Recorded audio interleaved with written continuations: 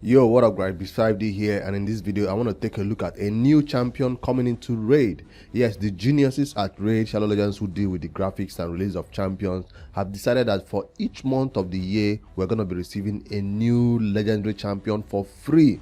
Well, you have to do some tasks and challenges to get them, but it's normal things you'll be doing the game either through an old school fusion, which is more difficult, and now this one, which is a fragment fusion, which is much easier. You simply have to collect fragments from events and tournaments and get 100% fragments and get this legendary champion for free without actually pulling your shards. Well, you do have to pull shards as part of the event required to get this champion, but let's take a look at in this video whether this champion will be worth going for. That's the main thing you want to find out, if this will be worth your time, worth your energy, worth your gems, because that's all you're going to be spending in order to obtain this champion.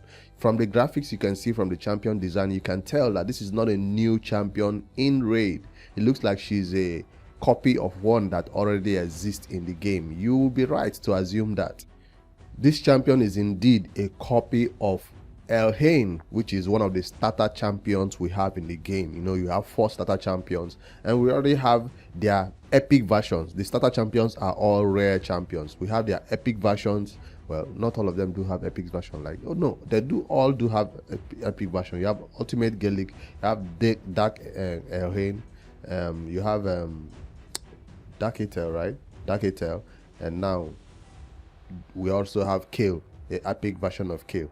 So now we are beginning to get their legendary version for all of them. So the first one is Supreme Elhain. That's her name right now. And this is what she looks like in the game. As you can see, she's still from the same faction, but there's something different about this legendary version of Elhain. She's the first one out of the 4 that has been dropped, and I guess the other 3 will be coming along. And we speculated it when they started this their anniversary events that showed Etel's part, Elhain's part, and all that. They did give a hint that they will be getting legendary versions of them, and they did not disappoint. So the question is, will these legendary versions be better and crazier and much better than all the champions we have in Raid? I don't think so. Remember, these are champions they're giving the entire player base for 1 copy for almost free, right? So they wouldn't give a broken crazy champion that will be better than the champion you cannot get from these events. So basically I'm saying they don't drop champions like this who makes it, you know, who is better than Candrophone, who becomes better than Foley, who becomes better than you know, these other nukas are crazier. You know, they don't like to drop such champions in fusions. So lower your expectations. That's what I'm trying to say. Don't come into this champion looking like, oh, she's not better than Candrophone, she's a nuka, therefore she's bad. No, they will never really give a nuka like this who is better than one already existing.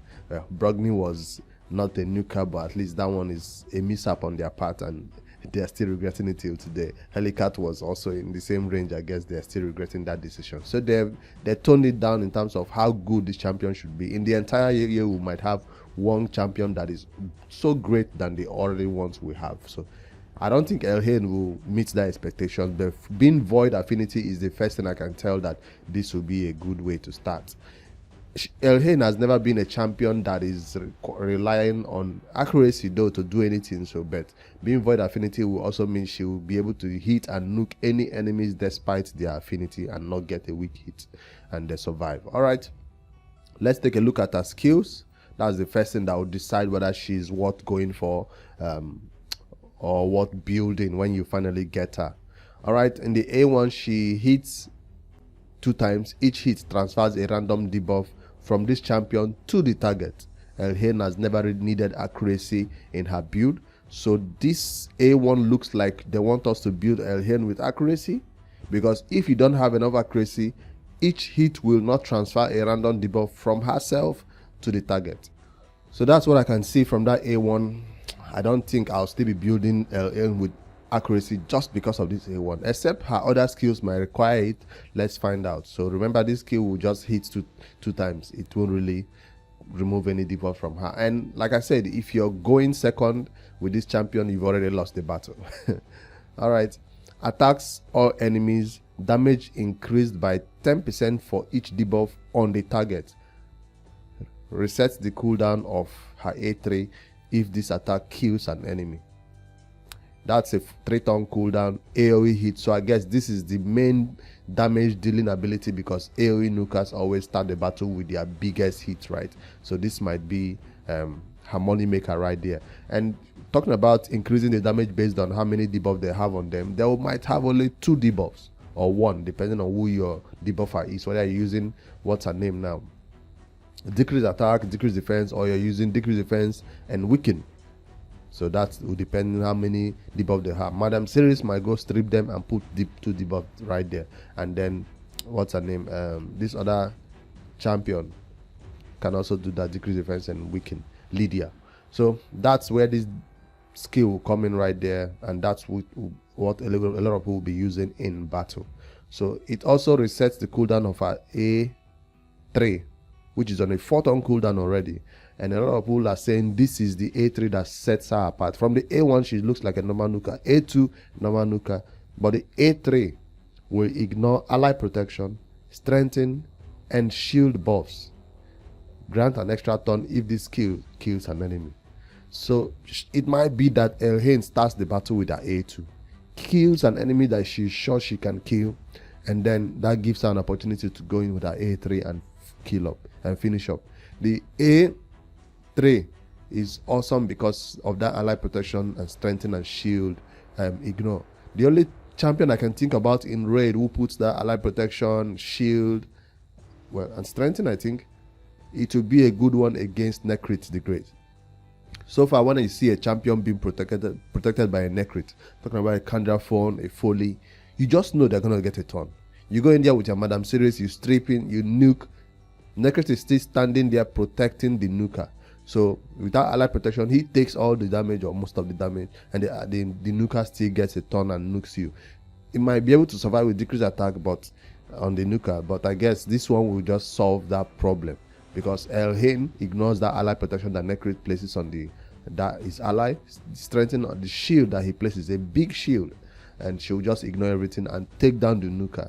So I guess this is the skill you want to start the battle with. Once you see a Necrit in battle doing his ally protection, you go in there and snipe the nuker down, and then the battle is literally over for them, because you clean up with the A2. So that is the skill that sets her apart. They had to just put something that makes her useful in content, so that the extremely high-end players who are playing in Plat or playing in Gold 5 can have a niche useful purpose for her. So it seems like she's built for PvP arena. I don't see anything in her skill that says she'll be awesome for PvE. Of course, these champions like this that have A1 single target, A2 AoE hit is not the best for campaign farming or dungeon. It's just that if this is your only nuka you have to build her. If you're new to raid, you're just dealing with your starter champion, your Kale, your Hill, you can go for this one, this fusion, and begin to build your first arena nuka or your first dungeon nuka. So she will serve that purpose, whether in PvP or PvE. But the PvP is like the main thing that her A3 is built for. Alright, so far I'm impressed with the A3 killing somebody and going back to the A2. That impresses me, I'm not gonna lie. Although it's a very niche use, it is still at least useful somewhere. That's something we want in a champion, one that will be useful somewhere, not one that is totally useless everywhere. Alright, that's not all. She does have a passive that says she's immune to decreased attack debuffs. She also inflicts 20% more damage against targets whose attack is lower than her own. Elhain will always come into this battle with 4k attack, 5k attack, depending on your crit rate and crit damage that you've already built on her. So nukas like this do have big attacks on them, so that will be easy for her to be built with all this attack. So what I'm trying to say is she will definitely have higher attack than most half her enemies that she's going against, except you go against a fellow Kandraphone or a Foley who is already at 6k attack and you're coming in there with your 5k. Then that's where she will not get this 20% additional damage, but it's a useful one. It's gonna help. She also has increased ally attack in all battles by 30%, which means she's not just a arena specialist. She just looks like they want her to also be useful out of the arena, maybe in dungeons. So that's her skill, and so far I think it is gonna be a good one to be useful in early game arena out to Gold 5. The end game players will be able to tell us whether she's what a platinum push or something, but for now I don't see it. There are other champions who are good, but at least when there's a problem in raid, they always try to find a solution that can solve it. There was a stone skin problem. They found champions who could ignore stone skin, who could solve stone skin problem. So I guess that's what they're trying to do to balance the game. There is a ally protection problem with Necrit. It has always been there for a long time. A lot of people don't know how to deal with it. I guess they just made Elhain A3 able to deal with it, to ignore that ally protection. I don't think she's the first champion who is ignoring ally protection in raid. I don't know about that, but I just find that skill extremely useful.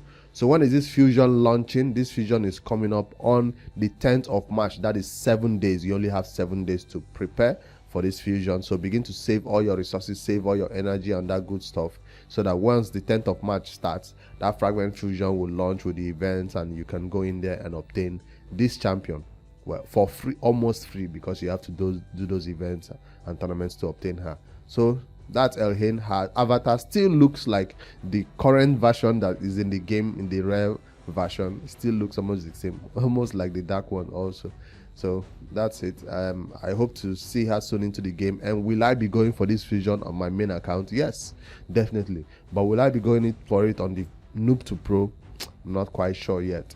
It seems like she's not going to be a game changer for that account. We already have a lot of newcomers who have not built, who have AoE already, and she's not going against Necrit on that account, at least for now. I've not met those type of teams, so I can't decide yet whether I'll go for her, because I'm trying to really focus on other content that will push that account to the Ultra Nightmare where it needs to be, and a fusion is not part of that. So she's not like a champion you can do without. She's your average nuker.